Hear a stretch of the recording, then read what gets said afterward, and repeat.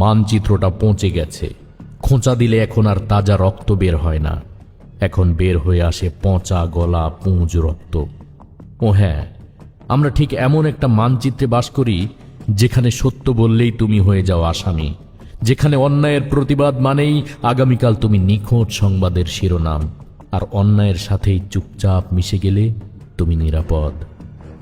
এখানে খুন এখন আর চমক নয়, এটা নিত্যদিনের খবর। খবরের শিরোনামে একটা নাম, একটা জায়গা আর একটুখানি বিবৃতি। আদালতে মামলা হলেও বিচার হয় না, শুধু ফেসবুকে শোক আর দুঃখের ইমোজি জমে থাকে। তারপর আবার রীতিমতো নতুন সংবাদের অপেক্ষা। ধর্ষণ এখন আর গোপন ঘটনা নয়, এটা যেন এক জাতীয় খেলা, যেখানে প্রতিযোগীরা দলীয় পরিচয় নিয়ে মাঠে নামে। ধর্ষিতাকে দেখে নির্ভর করে তার দোষ কতটা। যদি সে গরিব হয় তবে সেটা দুর্ভাগ্য, আর যদি মধ্যবিত্ত হয় তবে কিছুটা শোক প্রকাশ। মাঝে মাঝে নেতাদের মুখে শোনা যায় এগুলো বিচ্ছিন্ন ঘটনা। চাঁদাবাজি এখন প্রাতিষ্ঠানিক নিয়ম, যেখানে ব্যবসা করতে চাইলে উপঢৌকন দিতে হয়, না হলে তোমার দোকানে তালা পড়ে যায়, বা হাতুড়ি দিয়ে গুড়িয়ে ফেলা হয় জীবনের পুঁজি, অথবা পাথরের আঘাতে থেতলে যাবে মগজ। টেন্ডারবাজি এখন আর কাজ নয়, এটা এখন ভাইয়েরা ওয়ারিশ ভাগ করে নেওয়ার খেলা। তুমি সৎ হলে কাজ পাবে না, আর দুর্নীতির ভাগ না দিলে পরদিন রাতেই হবে বাচ্চাদের অস্ত্র চালানোর শেখার প্র্যাকটিসের পুতুল। মামলা এখন লোহার জুতোর মতো, যাকে শায়েস্তা করার দরকার তার পায়ে পড়িয়ে দাও।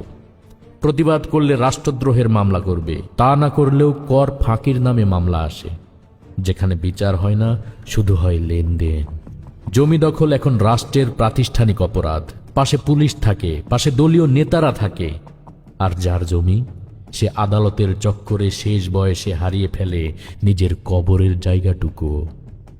এখানে পৈতৃক জমিও নিরাপদ নয়, কারণ সাইনবোর্ড লাগিয়ে দিলেই সব ইতিহাস মুছে যায়। এই দেশে প্রতিবাদ মানে আত্মহত্যার শামিল, কণ্ঠস্বর উঁচু মানেই শত্রু তৈরি করা। যারা সত্য বলে তাদের ফোন সার্চ হয়, তাদের ঠিকানায় নজরদারি বসে, আর তাদের সন্তান স্কুলে যায় বুকে ভয় নিয়ে। সংবাদ মাধ্যম এখানে একটা মিথ্যার চশমা, যা শুধু তাই দেখায় যা রাষ্ট্র চায়, আর তুমি তাই দেখবে যা তোমাকে দেখানো হবে।